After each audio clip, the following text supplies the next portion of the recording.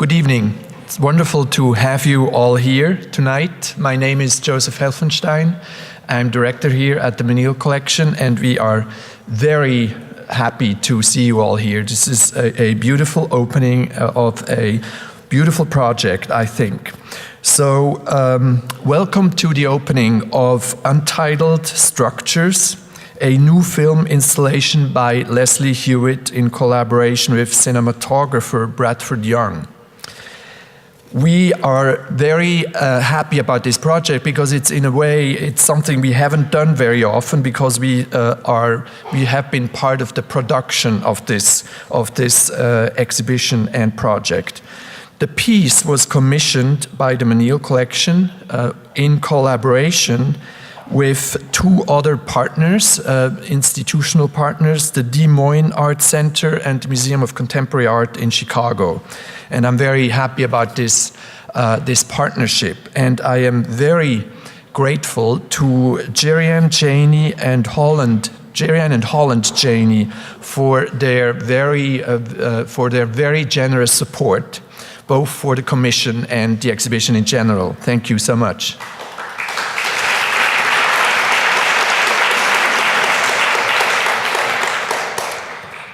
We have some special guests here tonight. Lucien Terrasse from Lucien Terrasse in New York, Katie Rashid from Sycamore Jenkins, and Naomi Beckwith, our colleague and curator from the MCA in Chicago. I would like, as always, I'd very much like to thank our funders. I've already mentioned Gerian Janey. We are grateful to the John Eckel Jr. Foundation for support, to UBS, Goldman Sachs, Sentinel Trust, and to the City of Houston via these hotel occupancy tax funds, which we are always very grateful for. It's a pleasure to introduce Michelle White to you. Michelle, of course, is the curator of this show and is the curator here at the Menil Collection. She initiated this project, and of course the commission and the partnership with these other institutions. This project, in some ways, came out of her work on our great collection of civil rights photography. Maybe not all of you know that this is actually a real focus in the Menil Collection, in the photography collection, within the photography collection. She did this beautiful project in 2011. The whole world was watching civil rights era photographs from Edmund Carpenter and Adelaide de Menil. Now for you, Michelle.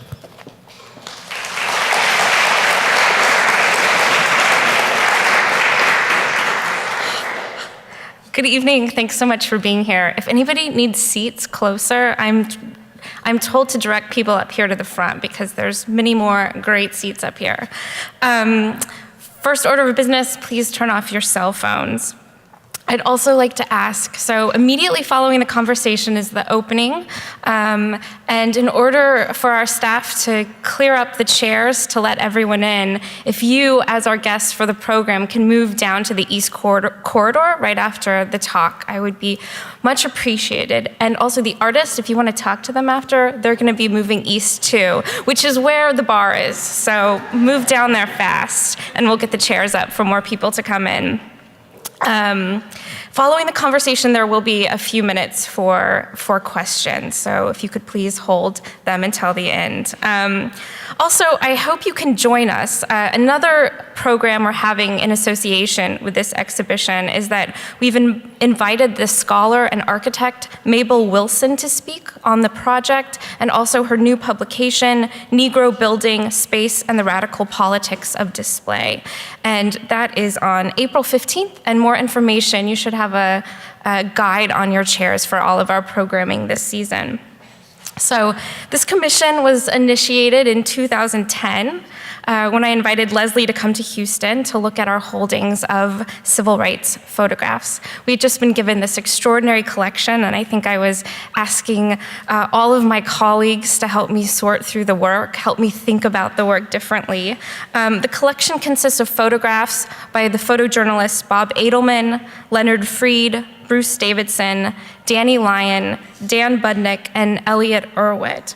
So I was really interested, I think, as a curator, to find a way to facilitate a deeper engagement with the work and a way that could sort of catapult the work into a more contemporary context.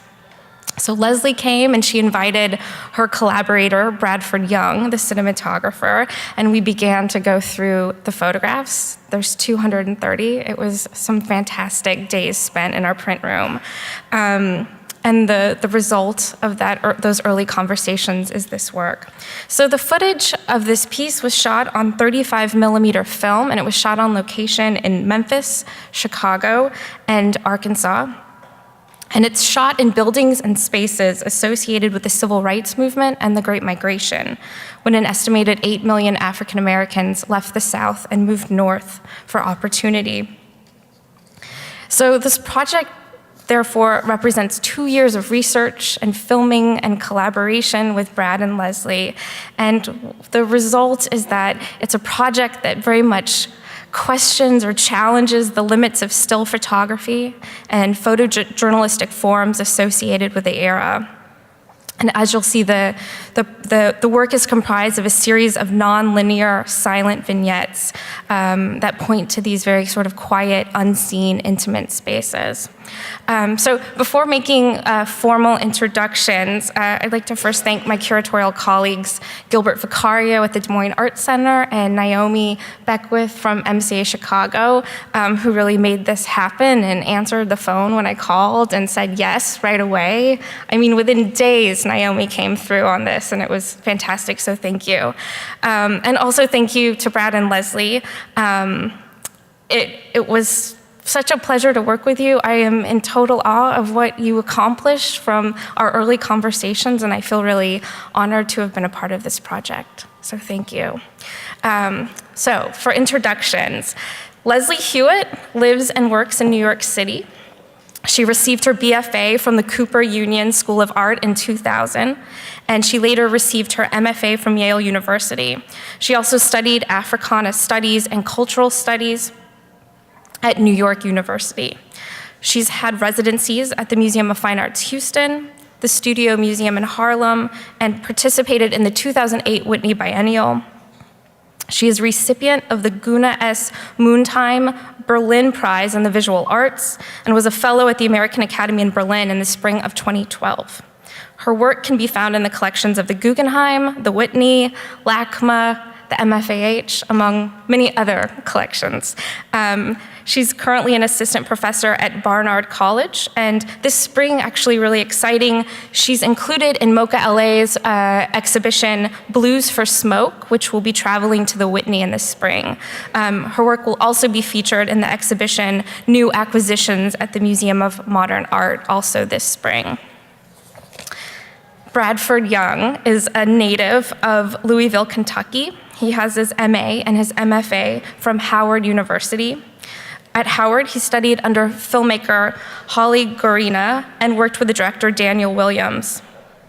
His distinctive approach won him the Excellence in Cinematography Awards at Sundance in 2001 for Pariah. His other credits include Eventual Salvation, which won the 2007 Sundance Documentary Fund, and the 2007 Tribeca All Access Creative Promise Award.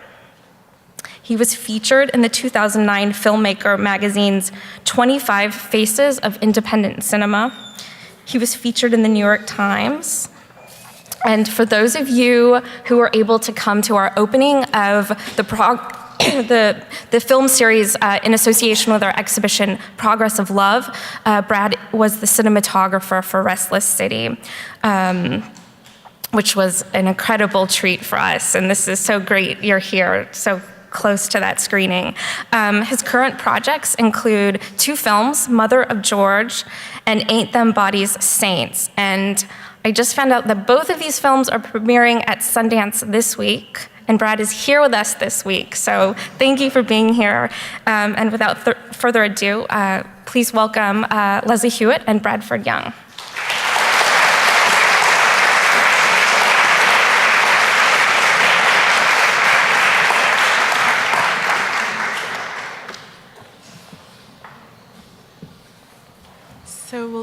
stay on, or do we have something in between? Okay. Well, thank you so much for the generous and amazing introductions earlier. We definitely also would like to follow up the thank yous with additional thank yous related to the project. Just because I think we look at it now and it seems so whole, and it's hard to really reflect, we really have to reflect on all of the bodies, participants, and people and energy that actually contributed to the production of the work. So we wanted to at least acknowledge that at this time. So for the Chicago section of our project, we're specifically thanking our figures at this point. Latita Murray, Sinew Adore, Christina Mighty, Tenu David, Megan Jenkins, Autumn Merritt, Iris Boutrain, Brian Merritt, and April Beneke. And for Memphis, the figures that we were lucky to work with were Pierre Nelson, Misha Vargas, and Antonisha Coleman, Darius Smith, Whitney Hutchinson, Michelle Neiberg, Shyla Brown, AJ Bernard, Trent Winston, Nia Dorsey, and Jeremy D. Ivey.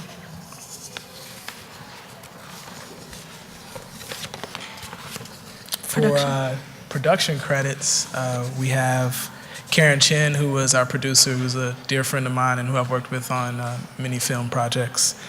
Nikisa Cooper, who's also a very dear friend of mine, who I did Pariah with. Erica Sewell, who was our casting person. Claudio Nolasco, who was our editor. Ann Hubble, who's at Kodak, who generously donated all of the film for the project, which allowed us to shoot in 35 millimeter. Sal Geratino, who's at Panavision, who generously donated all the camera equipment for the project. Joe Galler, who's my longtime color correction person who I pretty much do all my films with. He has a company called Harper Picture Company in New York. And Mike Jackman, who is formerly of Deluxe Films, who made all the processing of our negative possible. And so we also, we'll get into more during the talk, really the selection of the locations and kind of what brought us to them, but we have to also kind of acknowledge all of the people that made our access to these spaces possible. So Jeff Juan Self for the Universal Life Insurance Building in Memphis, Rahima Barber, Sam Mitchell, Russell Haas, Sharon Ogwin, Catherine Blackwell Pena, Elliott Perry, Martin Lane, Elaine Turner, Pastor Smith of First Baptist Church on Beale Street. And for our Chicago thank yous for folks that helped us out there's Alderman Pat Doyle, Naomi Beckwith, of course, Linda Rice from the Johnson Publication family, my father, Ardell Young, as we call him Pops, and Jack Guthman, sorry. Mm-hmm. And we'll end this long thank you and acknowledgement with the constant support that we received, obviously, from Michelle White, who has been just an amazing supporter and cheerleader and courageous, I think, in even this type of endeavor, and perhaps that, dare I say, a first to kind of merge two different models, working with a kind of film production platform and merging the kind of fine art institutional platform. So we also like to acknowledge Mary Kadish, Jerry Armanda, Johnny DeCam, Brooke Strout, Tessa Ferrieros, not related to the Menil, but related to Houston, Rick Lowe, who also was extremely supportive, Tamika Evans, extremely supportive, so with that, that kind of finishes that component. Oh, yes.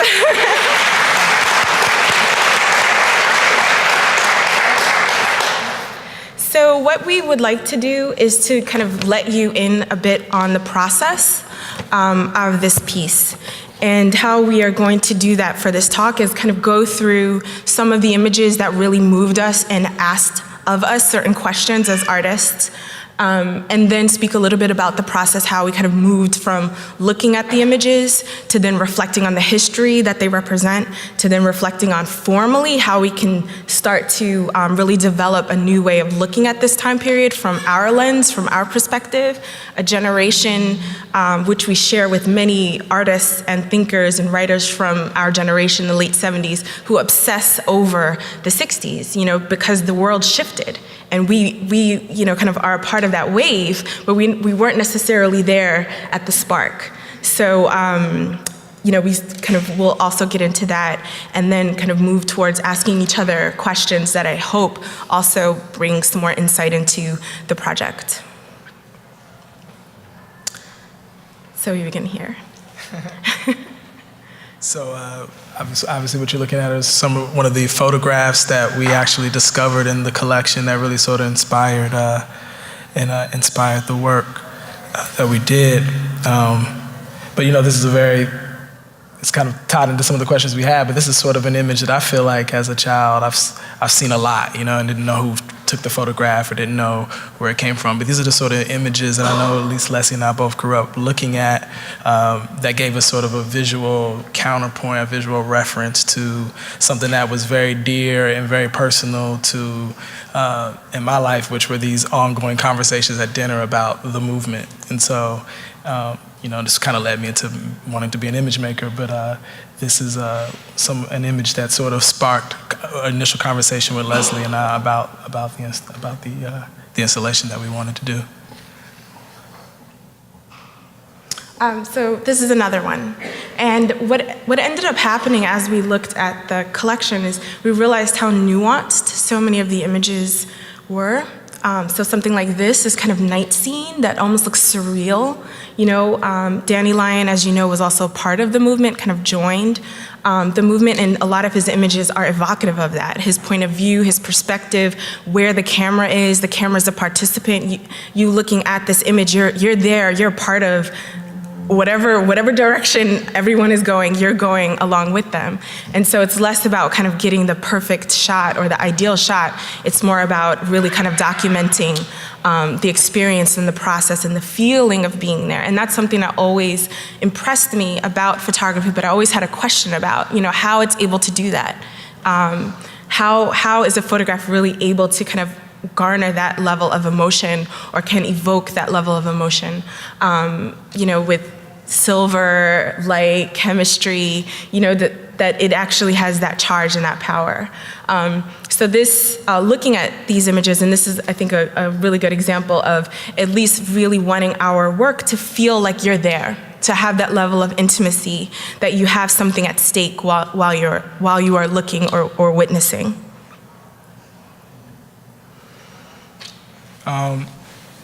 This is, I think, is a really interesting image because this kind of is the starting point of, it's actually kind of tied into a question I asked Leslie later, but basically our process was we looked at these photographs and we discovered that these are photographs that we've looked at quite a bit in our lifetime. But what we tried to do was sort of dig into the photographs and find a greater sort of nuance in the image that was sort of harder to discover when you're looking at it through a different lens. We're looking at it, looking at it differently. And so, this is an image where we would find ourselves sort of not ignoring parts of the frame, but sort of shifting parts of the frame and taking our attention to other parts of the frame that we felt were more interested and more sort of spoke more about the kind of creative conversation that Leslie and I have been having since our first installation. So, and the thing with motion picture is that what felt so familiar about this frame is that in shooting movies, this is something that we would actually make happen. But what's so beautiful about still photography is what I always call is, one gets to sort of be a custodian of the moment, and we get to find these moments without actually having to make them. And I think there's a certain liberty between being, finding the moment and actually creating the moment, and where that fine line is between creating reality and sort of documenting reality. This image for me reminds me of in our process kind of what where we started to sort of crop in on frames and sort of find those smaller pieces, bits and pieces in the images. Which kind of leads to maybe my first question to Leslie, which is, I'm sorry. Keep going. Keep going. Okay, cool. Sorry. Not yet. But I want to add to that just a little, counterpoint to not only the image kind of representing an interior space, but also the site. So it's Detroit. And that's also something I think really special and nuanced about the archive here, the collection here of photographs, that it really kind of branches into these other locations that you don't typically think of when you think, okay, the civil rights movement, everything that was going on in the South during that time, but thinking about really how it really was pervasive and affected every single individual in the nation. And the fact that this archive also has quiet moments like this, in a completely distinct city from what we normally associate with the civil rights movement. Okay, so I'll pick up on this because it also relates. This is also Detroit. And something that was really striking to us also in this photograph is, also this is Elliott Erwitt, who ended up being without any disrespect to the other photographers, our very most favorite. Because of his filmic background, and that he took risks, I thought, maybe Brad could say it in a different manner, but I felt that his images were a bit daring. They were daring. The woman's face cropped at the kind of, at the right side of this image, how they're framing this gentleman in the background. And something that I also thought was really kind of a subtext to his work is how he incorporates text. So you see like employment services slightly. So this is a very different social space, So we're thinking about the 60s, civil rights, segregation. That's not happening in this image, right? There are bodies, both black and white, interacting in a different way, desiring something very real and perhaps a necessity, standing online, needing what they all need to survive, et cetera. So that I thought was something that was also really quite striking about his images specifically in the collection.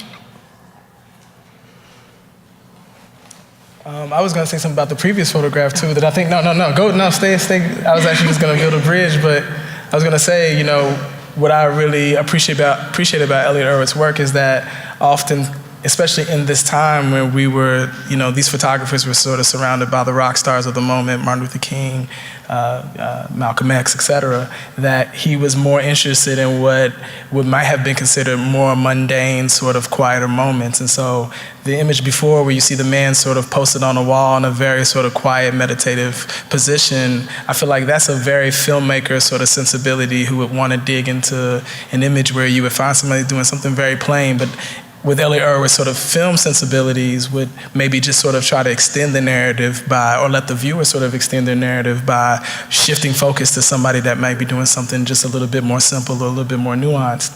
I feel like this image also kind of speaks to the same, another sort of, I think, virtue of Elliott Erwitt's work, which is, when everybody else was sort of shooting, kids being sprayed by water hoses, just sort of the more brutal moments of the movement. Elliott Erwitt was also in sort of the houses of parents who were the parents of the kids who may have been out in Montgomery being sprayed by water hoses. So I think,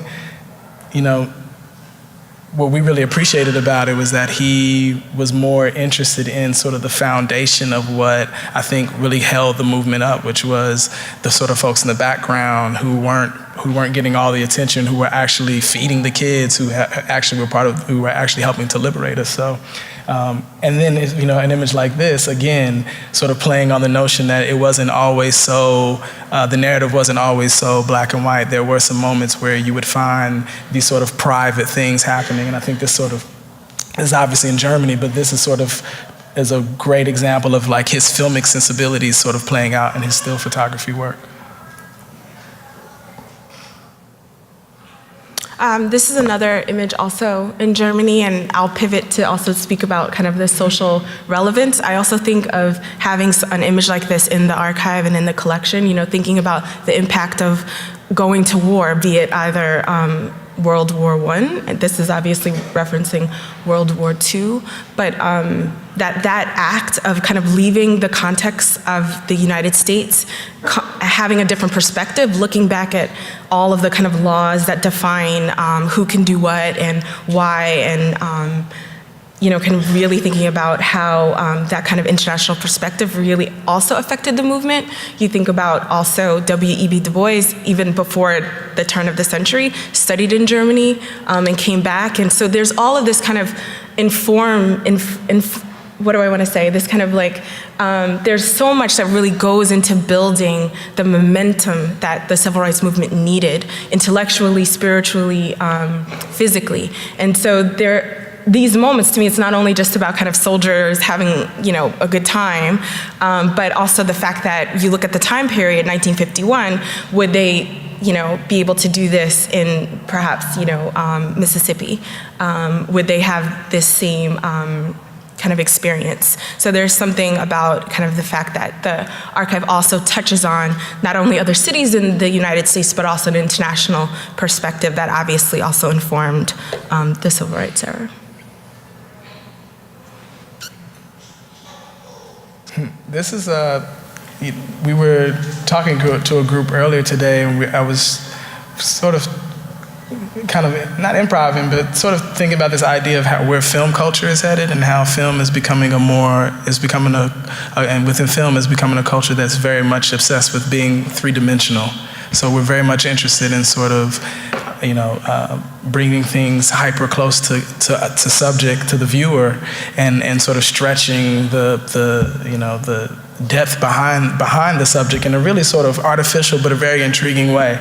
This image for me, as a cinematographer that has all this access to opticality where I can shift focus in particular ways, this image really inspires some of the work that we did in the installation, because it's that one image that sort of is playing with the illusion of dimension in a very interesting way, where all of these faces in the picture have this sort of egalitarian sort of synergy to it. And so, this for me kind of goes back to this, why we really appreciate Elliott Erwitt's work, because he essentially was just, using his knowledge, his sort of filmmaker sensibility, and bringing it closer to his still photography sensibility, and learning how to, and sort of expanding on this conversation of how close you can bring subject, how personal you can get, how far do you step back, what are sort of the ethics of being engaged and not engaged. And also in a very sort of guerrilla sort of filmmaking, guerrilla photography way, which some of the other photographers we found weren't so ambitious in terms of stepping so close to subject. I felt like Elliott Erwitt was willing to sort of knock on the door and find sort of these very, these very structural, very normal thing happening, but very structural, very aesthetic thing with just stacking bodies and finding ways to present faces, which was just so apparent in his work. And I'll just also add here that this is the image really in the archive that's closest to us, meaning time-wise, right? Like this is 1980. And that's something that's really a subtext in the archive as well, right? So the earliest image is in the 40s, the latest image is in the 80s. So there's an arc actually that is really breathtaking. It's expressing, in essence, the arc of the shifts in, I would like to say, even like our racial consciousness in the 20th century. And so to say civil rights sometimes feels almost that it's making it to mid-century, when the reality is that it actually is really kind of open and really kind of expresses this larger arc, which we will address as well, because part of our interest in the project was also to point to the Great Migration. We are products of, quite specifically, Brad and I, of the Great Migration, people risking moving, taking chances, believing that there's a better opportunity in another location.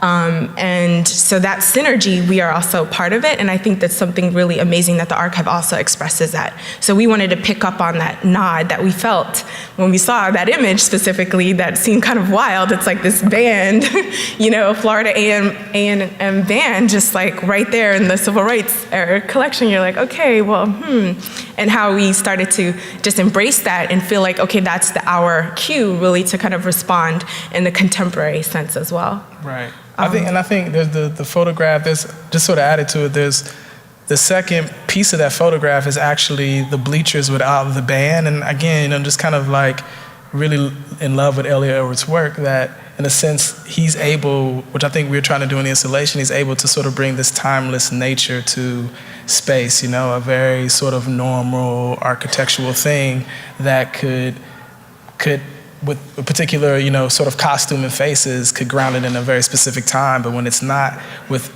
grounded with bodies, it could sort of expand and transcend time. And I think he just really is playing with he was really playing with a very sort of sophisticated, nuanced, filmic grammar in his still photography work.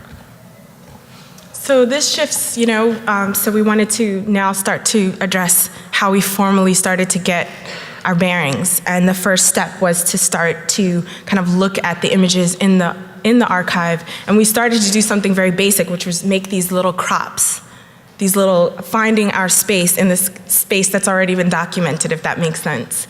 And these little crops are what kind of began to build our script, right? So the archive was our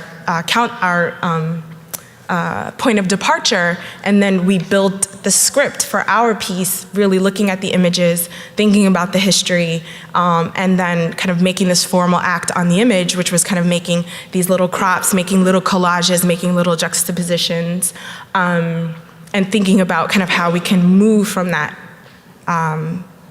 beginning.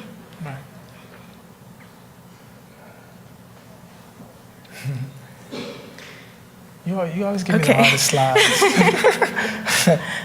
Well, I was going to say too, and this is kind of I think nicely connected this, that, as a cinematographer, my job is to sort of, with optics, sort of deconstruct the scene in a way where we can cover the breadth of humanity in a moment. So generally we start off with something sort of massive and we sort of cut into that with lenses. With still photography, what's interesting about sort of my approach with Leslie is that, and this is sort of came out of Untitled Levels, is that we realized early on in our process that we have this similar sort of approach to looking at a figure and sort of breaking the figure into pieces. So the shoes have a narrative, the sort of scars on one's hands has a narrative, the way one cuffs his or her shirt, pant, or the one when you want to roll up their sleeve also is part of a very specific narrative.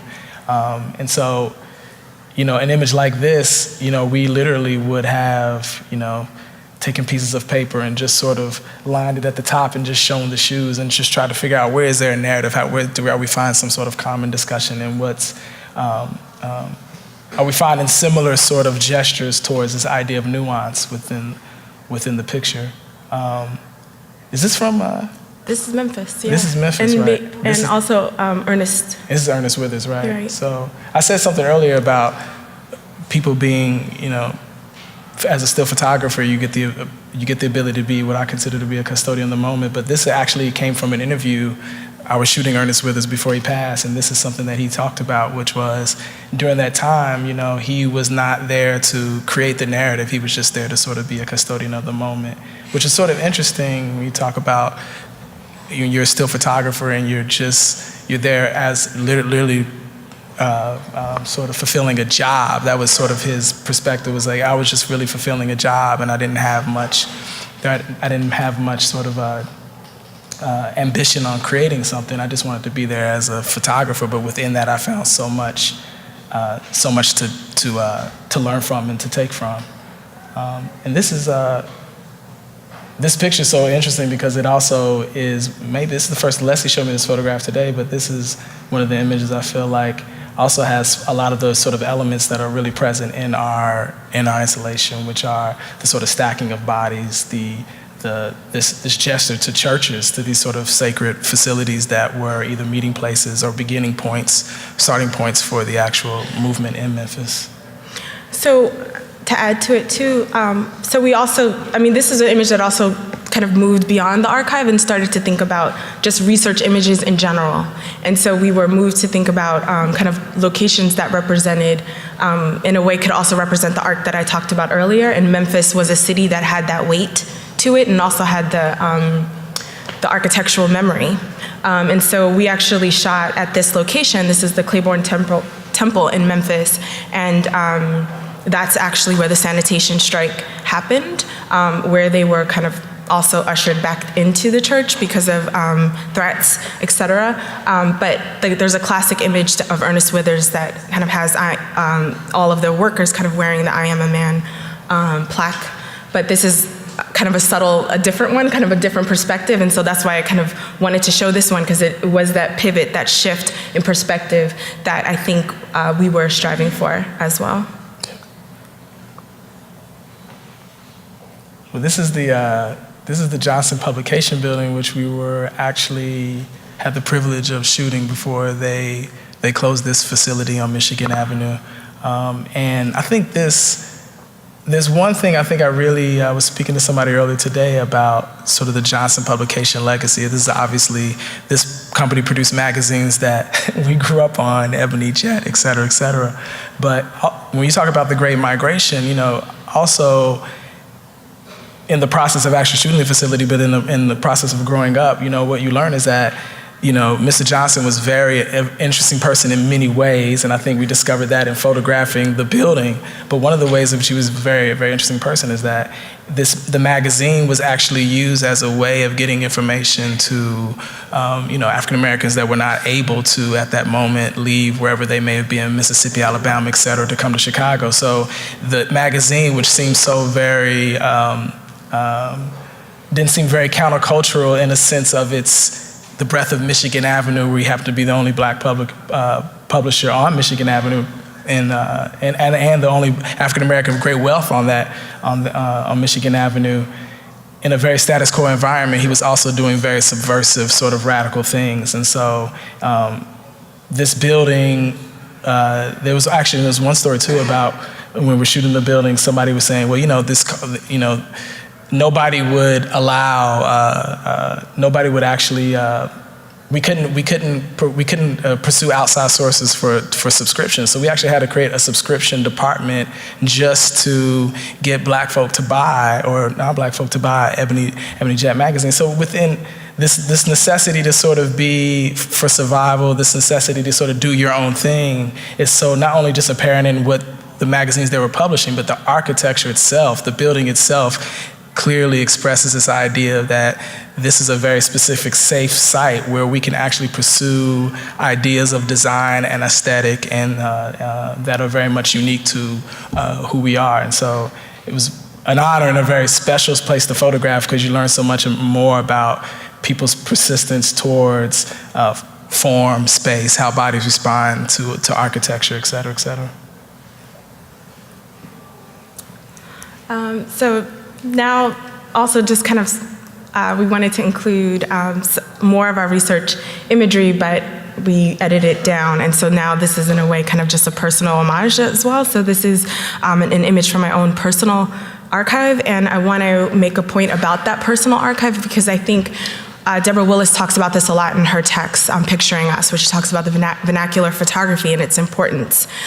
When you really think about the 20th century and what the technology of the camera did for, in a way, kind of representing your moment in time, kind of allowing for African Americans, especially during the segregated moment of this country, to allow for themselves to exist, to have a marker that they were here, that they also existed, even if they were not necessarily pervasive in popular culture. So that, so the personal archive ends up also kind of becoming a surrogate for marking history, marking social history, marking political history. So we also pulled from our own personal narratives and brought that into our project. So this is my grandmother and my great aunt in Chicago in the 40s. So.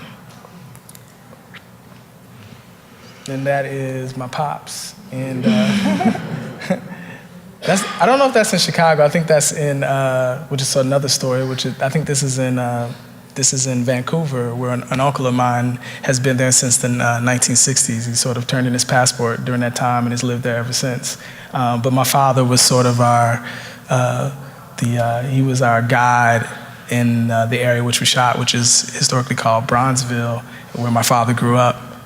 So just as a nod to him, he was, just when you don't think your parents are thinking about the same things you're thinking about, with one phone call to my father, he knew exactly where to take us. Once I explained the project to him very briefly, he was on the move, and we spent many hours listening to him talking about Bronzeville, and took us to some really special places that were very special to his growing up, but also very significant to this idea of folks, for instance, my family arriving from Arkansas to Chicago, where they came, when they first got there, where they went, et cetera, et cetera. So, we have a very special connection to the to these Chicago, to this space, in a very personal way, but within the broader context of the installation, it served us well because it gave us a lot of opportunity to sort of think about, launching point of very sort of, I think, radical notions of the time, and also a place where people just came to sort of settle and rest from some of the, sort of brutality of the Jim Crow South. So I know that's what my grandparents were doing, and that's my father sort of continues on that narrative, that discussion about finding peace of mind in a place where you can sort of freely express yourself. So we're going to pivot again and just show you some more images that actually mirror the installation, but also production. And we're going to, in a way, just have a bit of a conversation in front of you, not dissimilar to what we've just been doing, but we have very specific questions that will hopefully also kind of bring out some more information about the project and the process. So I want to ask you, Leslie, as an artist who works in, when we first met, an artist who works specifically in sort of photography and sculpture, what made you interested in sort of shifting gears and being in conversation with motion picture? I think that one of the major things that drew me to working with any material is an obsession with time, and an obsession with markers of time. That could be a drawing, it could be any kind of index, right? Kind of your thumbprint, but really fascinated with how a photographic image can do that, and I spoke a little bit about that earlier. But I also feel, because of the way we experience images presently, how we're bombarded, how we absorb and perhaps not really think and process the rate in which we consume images, that just appropriating, kind of using the same form again for me in my work, I felt like I really needed to pause for a second, because I don't think I became an artist to do something easily, right? That you are moved because there's something at stake. And I wanted to kind of move past working with, and I don't think I've exhausted working with still photography, but I wanted to kind of move somewhere else. And it was amazing at that time when I was asking these questions, another curator, Rashida Bumbray, introduced us, because she was like, if you're thinking about this, you need to meet Bradford Young, because the way in which he's talking and the way in which the projects that he works on, he's definitely somebody who perhaps, the questions that you have could be answered. And it literally did. When we met, we spoke nonstop for, I want to say, like almost 3 hours about light, about how a lens kind of aperture captures light. So an important thing about this project is that we worked only with daylight. So getting up at like 5 a.m., 4 a.m. to get to the location, just enough time to get the two minutes of footage that we can get. And so all of that kind of drama, but I think it's totally worth it because the images are just so saturated and full. And so this shift is perhaps because of you, but also because of my desire to move past the still image. And I spoke to someone earlier that even it's to thinking about a moving image, like that it physically also and viscerally moves you. And I felt that finding the space between a still image, which some of them seem still, and a moving image kind of perhaps allows for that velocity to occur. So that's my answer. So then, Brad, can you speak about what you felt when you first saw the images in the archive? What were some of the thoughts and questions that arose for you beyond what we've said? Yeah, well, I felt like those images in the archive were images that I had seen a lot, and but what I actually learned most was from you being in there. I learned more being with you in the archive, in a sense that I hadn't thought about actually revisiting those photographs and sort of deconstructing them in a way to find this sort of what I was calling at the time, sort of this idea of nanology, this sort of more nuanced perspective in the images. And so, what I learned was that, photographs that I had sort of just overlooked for so long had so much value in them, because even when photographers sort of propel their own agenda on the image, human beings, because of where they're from or what, how they breathe or how they're lean, are always going to bring a very sort of unique sort of structural perspective. And I mean that within posture, I mean that within wardrobe, all of these things that we just sort of bring as our own personal baggage to the image. Those things are relentless and you can't stop those things. And so I think what I learned was that once you sort of peel away the layers of the influence of a photographer in an image, you can find something very unique and very personal that you do have to actually really sort of stop and breathe and be quiet about, which is sort of what I think the installation is trying to do. Once you do that, you can find these really, you can find this purity in the sort of images that I think I wasn't seeing from way back. I wasn't seeing within the full frame. So I just learned so much about, and it's actually helped me in so many ways in some of the movies, that I'm working on now, really being able to sort of step back and let talent arrive with their own sort of baggage and asking them to let me sort of unpack all of these things with them. So that's really what I learned, just sort of a new way to unpack images that I didn't know how to do before and hadn't had a chance to do before. I think, our general connection as artists is that we, not necessarily that we're both photographers. That's one perspective, but I think the main perspective is that we both consider ourselves to be students of this sort of ever-evolving notion of third cinema. So it's that's a hefty question, but sort of how has third cinema how has third cinema influenced your sculpture work and your photography work, and sort of how do you think third cinema sort of has influenced the work that we've done together, where we're both now in conversation with, excuse me? I'm sorry about that. My question is that Leslie and I are both sort of students of this ever-evolving idea of third cinema. So my question for Leslie was, how has she previously used this idea of third cinema in her photography and sculpture work, and sort of maybe how do we sort of use that also in our installation work? So Justin, if I could just quickly say, third cinema is a form of filmmaking, mostly kind of considered operating within the 60s, within that energy of that time, definitely kind of resisting, pushing against Hollywood narratives, and also the way in which Hollywood films were financed and made. So it literally was a revolutionary form, a way of making that definitely kind of pushed against the status quo. And there's Holly Garima, who Brad has studied with. An introduction to me was kind of reading text that opened my lens really to knowing more about this particular time period. And throughout South America, Africa, Asia, that it was this kind of synergy of kind of utilizing that particular form and genre, and then moving forward with it.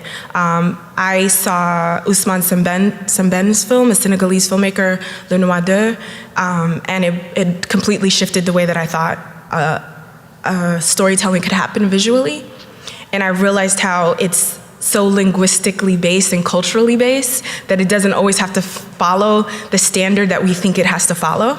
And that was liberating to me, even if I wasn't at that time I'm still not making films, but working with motion picture, that notion that you can shift the way that the form of something to further reflect your own idea, but also to literally kind of push the viewer or push a spectator to have a different experience. And that can not only happen in the narrative, but in the visual, the optics, the way that the film looks.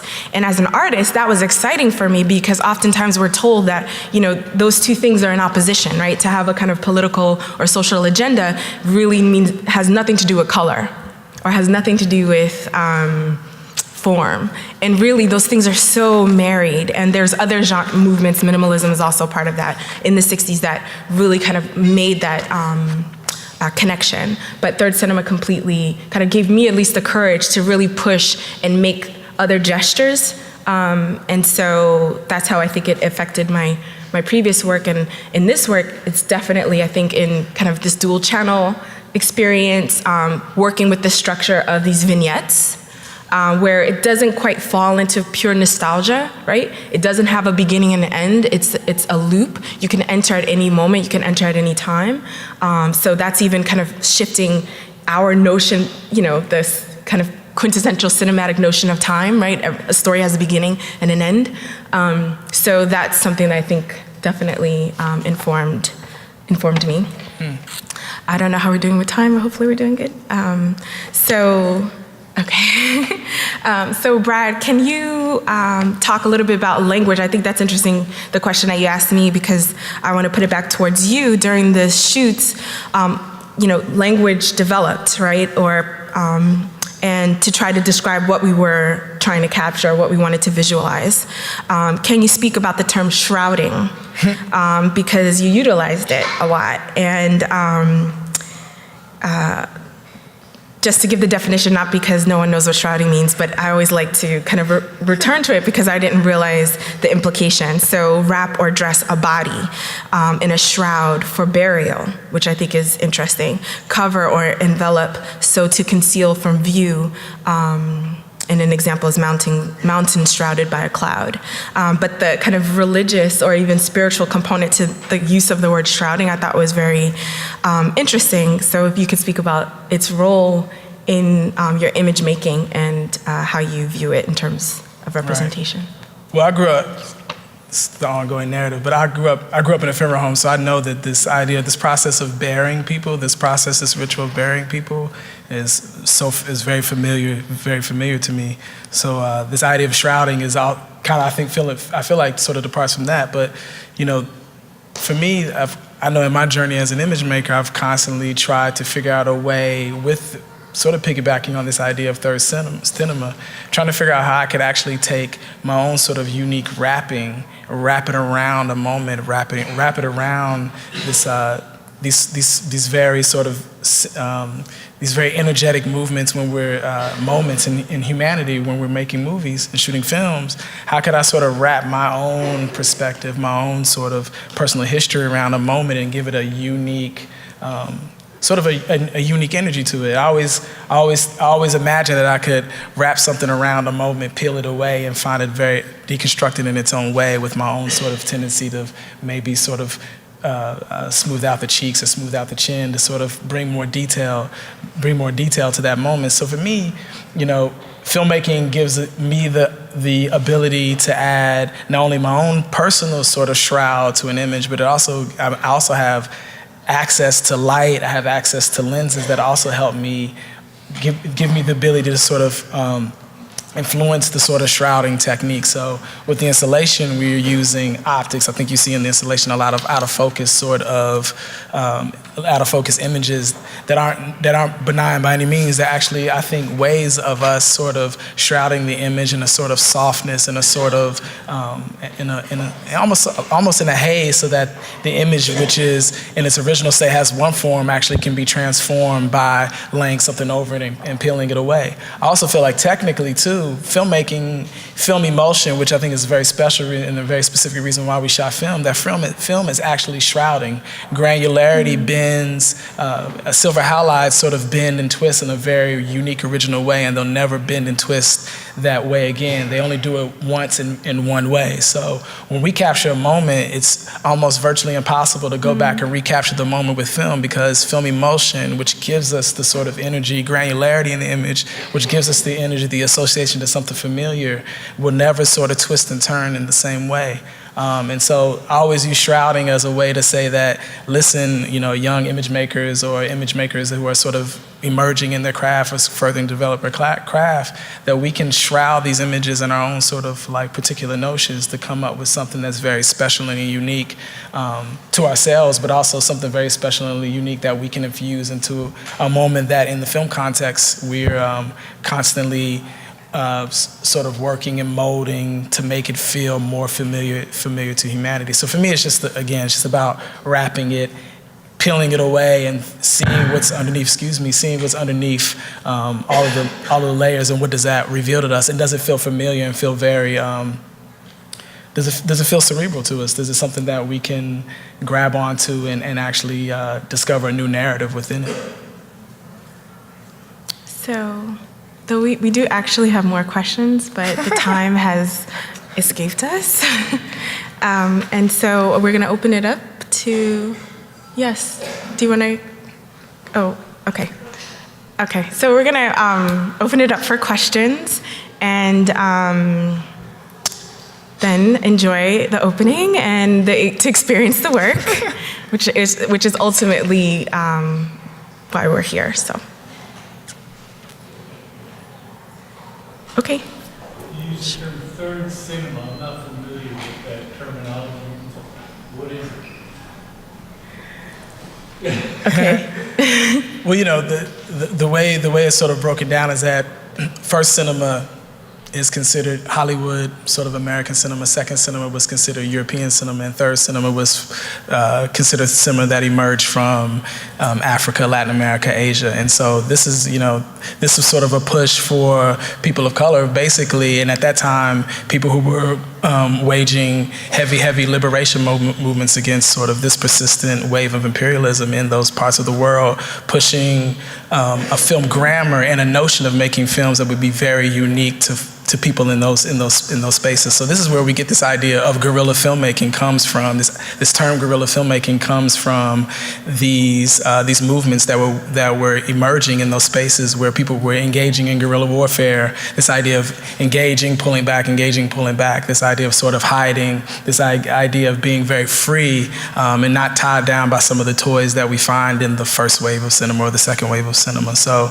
it really speaks more about one liberating themselves from the sort of like majority cultural perspective on the filmmaking process and introducing your own sort of your own wave to it, and that is equally as engaging and equally powerful as those who have more resources to make films that feel a particular way. Okay, another question? No questions. Okay. Yes, sorry. As collaborators, it seems so. I think it would be interesting to hear about something that you disagreed about during the process. And how did you, what was it? How did you deal with it? How did you focus on yourself? Well, I will say if anyone has seen my work previously, I rarely work with the figure, with the body. It's always recessed, kind of pushed back in the image. Only alluded to or referred to in a very subtle, extremely subtle way. And Brad is not like that at all. And if you see his films, Restless City, he gets microscopically close to the figure. He wants, the camera and relationship to the figure is very, very strong.